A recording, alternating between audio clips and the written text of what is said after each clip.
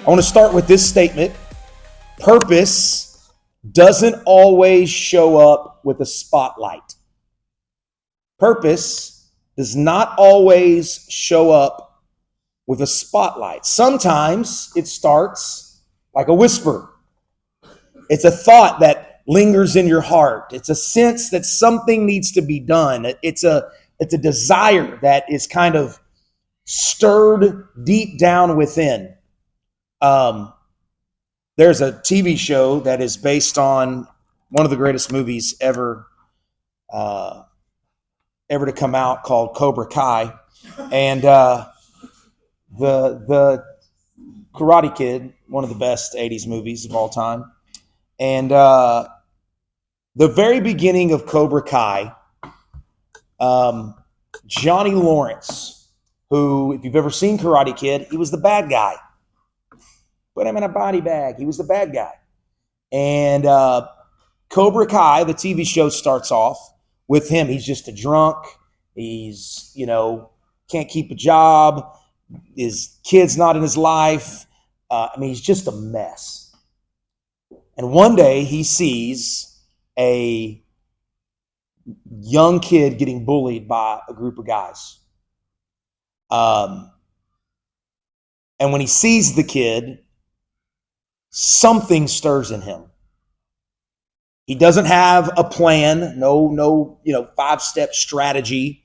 He just knows that he wants to make something happen. So he steps in. And that one small decision, that one little spark of knowing he needs to do something, of knowing there needs to be a purpose, starts the entire story of however many seasons there are, 6 seasons. And it's pretty much the corniest thing that's ever been recorded. But it's really all about Johnny's story and his redemption and how he ends up not the bad guy. And it all started with this little thing that happens at the beginning. And that's usually how purpose begins. Not with clarity, but with some kind of conviction. Something that starts a spark, a whisper, something that stirs down deep within us. And that's what happens to a man by the name of Nehemiah. Nehemiah is not a prophet. He is not a priest. He is a man working in the Persian government, serving as a cupbearer to the king. Means his job was to bring the king his cup and take a sip of it before the king takes a sip of it, so that if it's poison, the king knows that, someone was trying to poison me, and Nehemiah dies. He is one of the guys that has stayed in Persia. Remember last week we talked about who? Talked about Esther. And Esther was one that stayed in Persia. Nehemiah is also one that has stayed in Persia. A large group of Jews have gone back to where?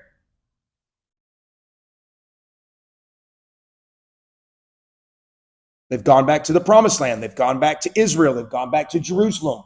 They've been gone for over 70 years, and they finally come back. Nehemiah is still there. And one day, Jeremiah hears some devastating news. He hears that the walls of Jerusalem are still not built. Nehemiah. That the walls still aren't built. They're trying to build the temple. They thought, their mind was, let's get the temple built first. Great thing, right? It's a great heart. That's what they want to do. Let's get the place of worship set up. But what they didn't realize is, if we don't have the wall built, then our enemies are going to keep coming in, and they're just going to keep raiding us, and they're going to keep stealing our stuff, and they're going to keep attacking.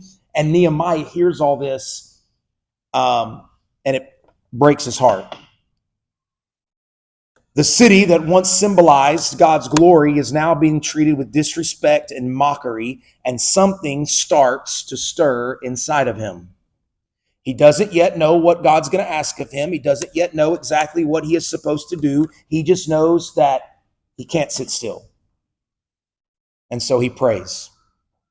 And through his prayer, this stirring deep in his heart becomes a vision. That vision becomes a calling. So I want us to look at Nehemiah chapter 1, verses 4 through 11, and I want us to really talk about, see what we can glean about how we're supposed to pray for purpose, how we're supposed to pray for calling, how we're supposed to, what we can glean from this. I know we've got some college students here. I know we've got some seniors here. You are at that age where you're going to start really figuring out what's my calling, what's my purpose, what do I want to do, how do I want to do it. I thought a lot of y'all today when I was finishing up this Bible study. So it'll apply to everyone, but I think it'll really mean something for our older students. Verse 4. As soon as I heard these words, I sat down and wept and mourned for days. And I continued fasting and praying before the God of heaven. Almost every great story starts with a stirred heart. Okay? Nehemiah's story begins not with movement, but with stillness. When he hears the report of Jerusalem's broken walls, he doesn't leap into action right away. He doesn't go, let me do this. Let me fix this. It's not what he does. He sits down. In Hebrew, this phrase paints a picture of someone who is not simply emotionally reacting, but he's spiritually responding. And there's a difference. Okay? Anybody can emotionally react. People of God, though, are not supposed to simply emotionally react. They're to spiritually respond. And there's a difference. It says that he wept. The word means to wail, lament deeply. It says he does this, he mourns for days. This isn't a one moment of sadness. This is days of weeping and praying. It was a sustained response. It's the kind of attention that doesn't fade after one moment. So here's my question for you. What does it tell you about Nehemiah and his relationship with God that his first instinct was not to fix the problem, but to bring it to God? What does it tell us about Nehemiah? Not rhetorical. I'd like to hear your answers. What does it tell us about God that his first response is not, let me fix this problem, but let me take it to God? Yes. Yeah, what does it show about Nehemiah and his relationship to God? Okay. So he has a faithfulness to trust God. God will know what to do about this. What else? Yeah.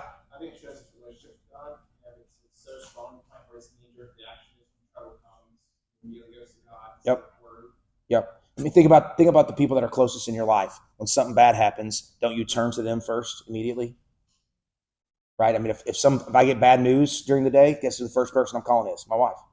Right? Because that's who I'm in the closest relationship with. So I think you're right. It reveals that his first inclination is, let me go to the person that I'm closest with, which is God. What are you going to say? I was going to say humility. Yeah. Like understanding that, like, okay, if God's going to be the one to do it, not me. Yeah. You know? He knows he's going to do something, but if he were just to rush into this, maybe he doesn't do what needs to be done. Maybe he just goes with what he thinks needs to be done, and it's the wrong thing and the bad thing. So it shows this humility to say, let me take this to God. He'll know what to do about this, right? It's like when you're a little kid, if you have a father in the home and that father's always been there for you, like when something bad happens, right, or something you can't fix, you're like, let me go ask Dad. He'll know what to do.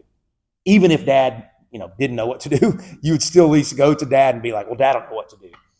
In this case, he goes to the person that absolutely does know what to do. This is where Nehemiah's calling is going to begin. Not with a command from heaven, not with a miraculous sign, but with a stirring of his inward heart. That stirring that comes from compassion. It comes from curiosity. It comes from conviction. This is how our lives get shaped. God will often give you conviction before he gives you clarity on what you're supposed to do. I know I'm supposed to do something. I don't know what it is yet. I don't know exactly what God wants me to do, but I'm getting this stirring. The clarity can come later, and it often does. He gives you the conviction, then the clarity. And then notice what else it says. I continually fasted and prayed before the God of heaven. Again, continue, persistent. This is something he does over and over. He doesn't toss it up to God in some quick prayer and then move on. He sits in it.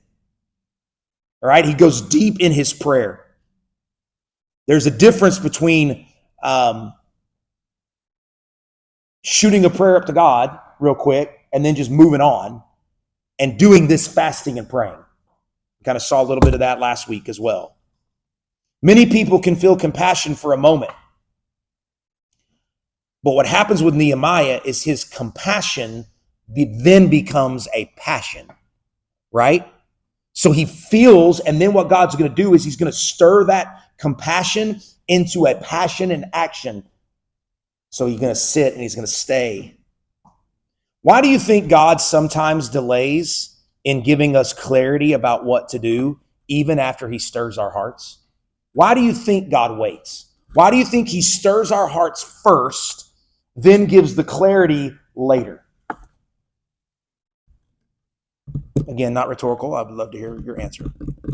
Why do you think God stirs our hearts first, convicts us first, kind of starts moving in a whisper first, then gives the clarity later? Yeah. I would love everybody to try to answer. So maybe I'll call on you even if you don't have your hand up. So you better be thinking. Well, Lucas thinks. Lucas thinks that. No, I think it goes back to like the relationship with God. Like that, it's like if he gives you a little bit, like it's gonna build your faith for you to hold on to whatever little bit you have with that wisdom from God. And your faith in him will build, your trust will build. It's like, oh, this did work out. But if he gave you everything, it's like, well, I don't have to rely on it as much or as little. So I think it's always growing. It's always growing. Mm-hmm. Sure, Shelby. I kind of think about Moses and how like he knew at kind of an early age, like something's up with me. Something like God's gonna do something's up with me. Like I'm gonna save these people, but because he was impatient with his calling and did not, or how did you? Well, he murdered a guy. Right, but ask the question again. There were words that you used. Why do you think God sometimes delays giving us clarity about what to do, even when he's already stirred our hearts? Yeah, so he had like the conviction and the stirring, but he didn't have the clarity until 80 years later. And God did so much in that 80 years. He like trained him and like literally in like raising a sheep, which was going to making be him a shepherd to him in like bringing the sheep of God's people out and all of that sort of stuff. So it's like all of the like little seemingly insignificant things, like those are the things that God is training us with. And like the bigger things of like building our faith, which goes along with what he's saying, like it's not just the actual like practical training, but the training of like, okay, are you going to trust me? Are you going to remember how like I stirred your heart but made you wait? Then I gave you this faithful. And then I gave you a little I was faithful. Are you going to remember that whenever I give you all the things? Going back to Karate Kid. No, we're going back to we have to Mr. Miyagi takes Daniel and he tells Daniel, we've used this illustration before. Daniel, I want you to paint my fence. Right. Okay. That's pretty good. Daniel, I want you to wax my car. I want you to paint the house. I want you to sand the floor. And he's given him all these little things. He doesn't realize he's actually learning and training and developing. But by not just giving him the lesson all at once, he's actually built him for the moment the clarity comes, right? And that's like what you're saying. Like Moses, for 80 years, he was having to learn like what it took to actually be able to accomplish. And so I think we're all on the right track here. I think God does that for us because if he just lays everything up front, number one, we're not going to be ready for it. Like we are not going to be ready for it. Number two, there won't be a sense in which we need to be dependent. So it keeps us in this dependent state, always going, okay, God, what's next? Where are you going to take me next? What's the next thing you want me to do? And because our Christians are habit. I think that's scientific too. Yeah. You have to keep going over and over, or it won't be us. And that's what. Yeah. A.W. Tozer, he's got a great book. He's the knowledge of the holy. Great book, small little book, fantastic. Here's what he says: before God does a great work through you, he will first do a great work in you. I think a lot of pastors, guys going to ministry, wanting to do this great work, and they haven't even been worked on by God. They are not ready to lead. They're not ready to be a pastor. They're not ready to do any of that. And I think Tozer's right. Many times before God's ever going to do a great work through you, he's going to do a great work in you. Nehemiah's tears and prayers, not weaknesses, it's preparation. All right, verses 5 through 10. Verses 5 through 10. And I said, here's his prayer, O Lord God of heaven, the great and awesome God who keeps covenant and steadfast love with those who love him and keep his commandment, let your ear be attentive and your eyes open to hear the prayer of your servant that I now pray before you day and night for the people of Israel, your servants, confessing the sins of my father's house, confessing the sins of the people of Israel, which have sinned against you. Even I and my father's house have sinned. We have acted very corruptly against you and have not kept your commandments and statutes and the rules that you commanded your servant Moses. Remember the word that you commanded your servant Moses, saying, if you are unfaithful, I will scatter you among the peoples. But if you return to me and keep my commandments and do them, though your outcasts are in the uttermost parts of heaven, from there I will gather them and bring them to the place that I have chosen to make my name dwell there. They are your servants and your people, whom you have redeemed by your great power and by your strong hand. Prayer, more than anything else, is what's going to give you clarity to whatever vision the Lord wants you to have. Okay? So that stirring that's happening in you, okay? The way that stirring moves to vision is mainly through prayer. When Nehemiah finally speaks in this text, his prayer does not begin with what he wants. What does it start with? Look at it. Look at verse 4. It doesn't start with what he wants God to do. What does it start with? Like so many of the prayers we have read this entire year. What does it start with? It's acknowledging God.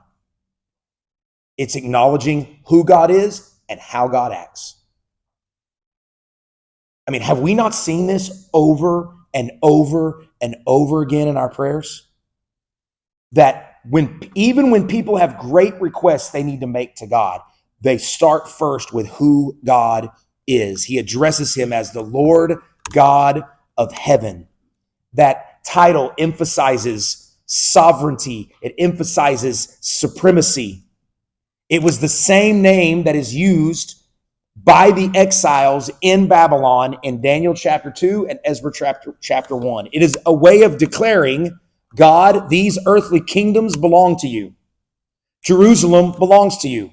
These enemies belong to you. You're the one in control. You still rule.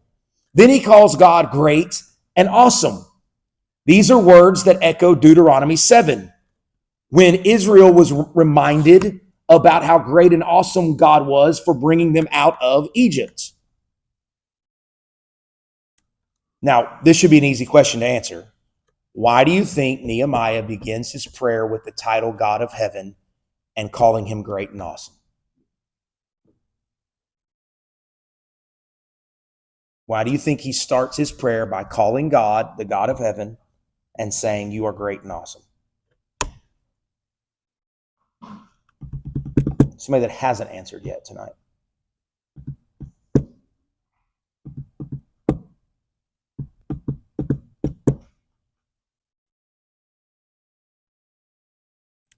I think it kind of goes back to what Shelby was saying. There's only one person that's going to know what to do here. There's only one person that is going to have the power to get it done. And it's the person who is greater than anybody else, more awesome than anybody else, more powerful than anybody else. And so I'm not just taking this prayer to anybody or anything. I'm taking it to the King of the universe.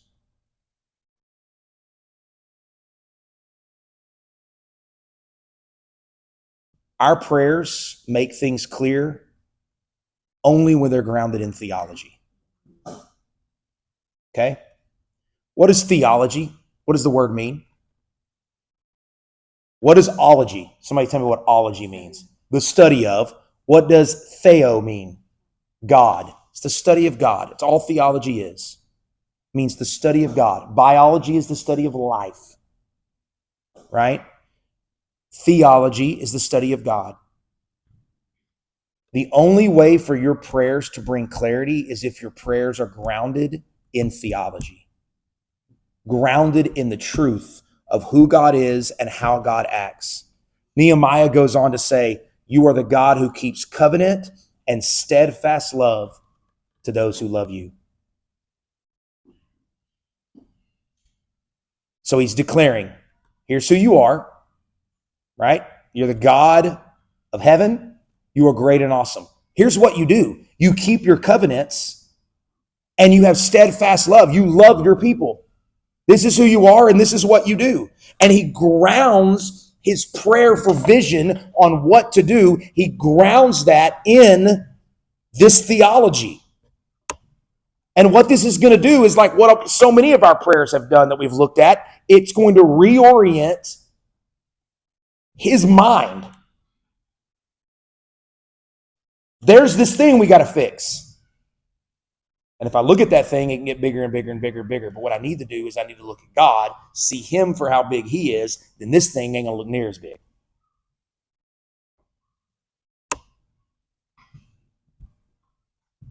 When we don't have clarity about what to do, we got to focus on who God is and how God acts. And Nehemiah gets this clarity, this sight through worship. Everybody seen Moana? What's the not the okay, you're welcome. What's the other song? Isn't there like There's like a bunch. Well, I know there's a bunch, but isn't there like a big famous one like How Far I'll Go? That's what I was thinking of. That don't have anything to do with anything, but when Moana seems lost, she feels like she is failing her people. She hears the song of her grandmother reminding her who she truly is, whose call she carries. And the moment she remembers this, it gives her the strength and the clarity to move forward. That's kind of like what is happening here. Nehemiah's prayer is this moment of remembering, oh, this is our God. This is who he is. This is what he does. He loves us. This is our God. That remembrance is it's what starts giving him the vision and the purpose. Warren Wiersbe, he was a pastor for a long time. He wrote some commentaries that I have. He says this: the key to prayer is not getting God to see things your way, but learning to see things his way. When we go to God in prayer, our job is not to change God. Like, man, if I just really pray this hard and twist God's arm, then I'll get what I want. No, we go to God in prayer because we're learning to see things his way. Nehemiah's prayer is not to inform God of the problem. God already knows it. He prays to align himself with God's vision and purpose for his life. Verse 11. O Lord, let your ear be attentive to the prayer of your servant and to the prayer of your servants who delight to fear your name. and give success to your servant today, and grant him mercy in the sight of this man. Now I was cupbearer of the king. So much there. So listen carefully and stick with me. When God gives you favor, the reason I titled this point Success Before the Story is because when God gives you favor and when he gives you favor, he's giving you success before you ever step into the thing that you're about to do. Nehemiah's prayer is going to move from simple reflection to the readiness to do something. He's not weeping anymore. He's waiting for the next action. And when that moment comes, his prayer has prepared him for it. And he's asking God for one thing, favor. Grace me with success. The word success means to cause, to proper, to make effective. He isn't asking for God to make his life easier or the plan smoother. He is asking God to make his obedience fruitful. Listen carefully, listen. When we pray for success, when we're praying for the favor of God, so many times what people mean by that is, I want God to make the road smoother and easy for me. But that's really not favor and success biblically. What favor and now God may do that. He might. But really what favor and success is asking God, God, I know the road may not change I have to travel down. So what I'm asking you is that you will make my obedience to travel down that road fruitful. That you'll make it to when I'm traveling down this hard road, you're gonna use my obedience to cause great things to happen. Nehemiah calls himself God's servant 3 times in that verse. His humility is once again there. Now, listen to this. He says, give me success today. You know what he's about to do? He's about to walk into the throne room of the most powerful man on the planet and say, I know I got a job. I know I work for your government. I know that I basically am a part of the Secret Service that makes sure you don't die every day by drinking your wine before you do. But I'm going to ask you to let me leave and go to Jerusalem. That could have been a death sentence. How dare you ask to leave? How dare you think of other people before me? Your role is very, very important. And I want you to notice one thing that stuck out to me. What does he call Artaxerxes the king? What does he call him? In his prayer, what does he call him? Look at it. The very last 2 words of the prayer. Grants him mercy in the sight of what? This man. Does that not strike you? This is the most powerful man on the planet. And Nehemiah says, this man. Why just call him this man when he could throw all the royal titles out there? But he doesn't. He says this man. I think what has happened in Nehemiah's mind is all of these days of prayer and fasting and mourning has given him such clarity about who God is and about how God acts, and it's put everything in its rightful place that he doesn't even see the king as being powerful anymore. You're the king of heaven and earth. This is just a man. This guy has no power over me. You're the king.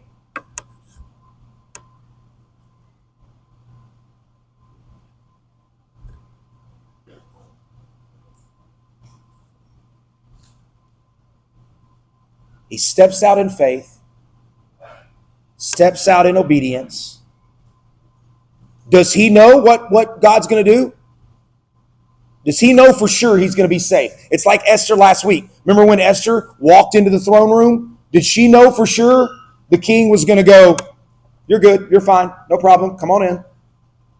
She was risking her life. He's risking his life.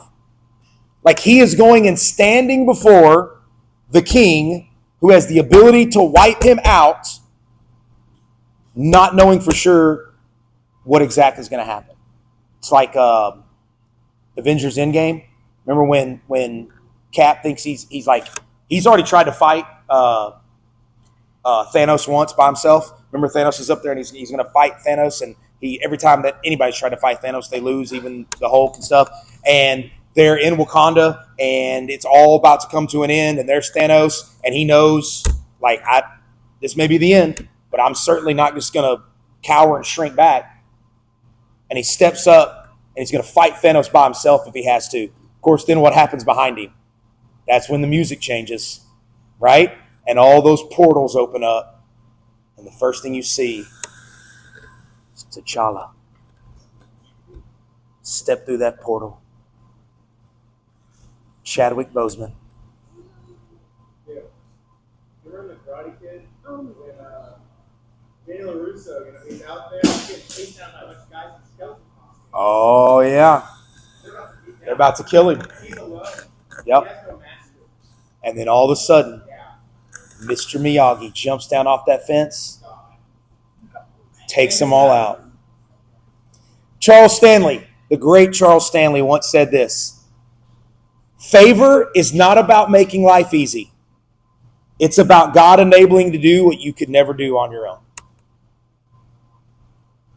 Nehemiah's prayer teaches us that divine favor follows divine dependence. Lord, I am dependent upon you. He doesn't ask God to change the circumstances, to remove his fear. He asks for faithfulness within it. Nehemiah's story doesn't start with a wall. You want me to give you a hint how it ends? He goes back and he builds the wall. And then they rebuild all of Jerusalem, and they rebuild the temple. And eventually that temple gets added onto and added onto and added onto. But it doesn't start with a wall, it starts with a whisper. A stirring in the heart of one guy who refuses to ignore what God had placed inside of him. Through his prayer, the stirring becomes a vision, and the vision becomes a calling and a purpose. Through faith, he does what God called him to do. There seems to be a pattern of how God works in people. He moves their heart, he shapes their vision, then he opens the door. He usually doesn't open the door and then shape the heart and give the vision. He stirs the heart, shapes the vision, then he opens the door. We get to that place through prayer.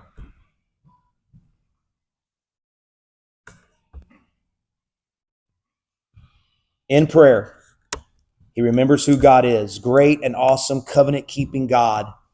That memory of who God is becomes the foundation of everything that he does. He doesn't pray to escape the world, he prays to engage it.